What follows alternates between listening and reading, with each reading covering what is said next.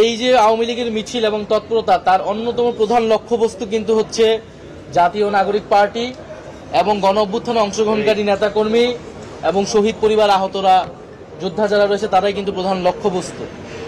ফলে আমরা মনে করি যে অবশ্যই সরকারের এখানে সক্ষমতার অভাব রয়েছে। পুলিশ বাহিনীর যেই রিফরমেশন প্রয়োজন ছিল সেই রিফরমেশন হচ্ছে না এবং পুরা সরকার এবং রাষ্ট্রযন্ত্রের ভিতর থেকে আশকারা পাচ্ছে বলেই আওয়ামী লীগ এই তৎপরতা করার রাজপথে করার সুযোগ পাচ্ছে। আমরা আহ্বান জানাবো, আওয়ামী লীগের বিরুদ্ধে যখন সকল রাজনৈতিক দল, জনগণ এবং সামাজিক শক্তিগুলো ঐক্যবদ্ধ হয়েছিল, সেই ঐক্য আওয়ামী লীগের বিরুদ্ধে, ফ্যাসিবাদের বিরুদ্ধে আমাদের সবসময় প্রয়োজন।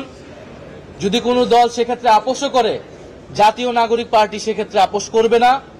ফ্যাসিবাদের বিরুদ্ধে, ফ্যাসিবাদী ব্যবস্থার বিলোপে এবং আওয়ামী লীগকে বাংলাদেশ থেকে বিতাড়ন করা এবং বিচারের আওতায় আনতে যে লড়াই জাতীয় নাগরিক পার্টি শুরু করেছে, সেই লড়াই অব্যাহত থাকবে। আমাদের জীবন যাক, আমরা ক্ষতিগ্রস্ত হই, কিন্তু আমরা এককভাবে হইলেও এই লড়াইটা চালায় যাব। জাতীয় পার্টির ব্যাপারে আমাদের অবস্থান স্পষ্ট করেছি।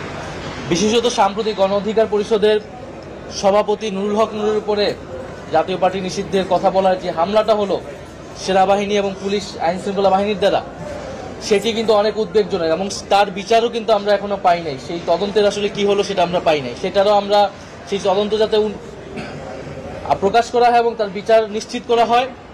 এবং অবশ্যই জিএম কাদের সহ জাতীয় পার্টির এরা অবশ্যই ফ্যাসিবাদের দোসর, এদেরকে বিচারের আওতায় আনা উচিত, গ্রেফতারের আওতায় আনা উচিত। আপনারা জানেন আমি ট্রাইব্যুনালের সাক্ষ্য দিচ্ছি।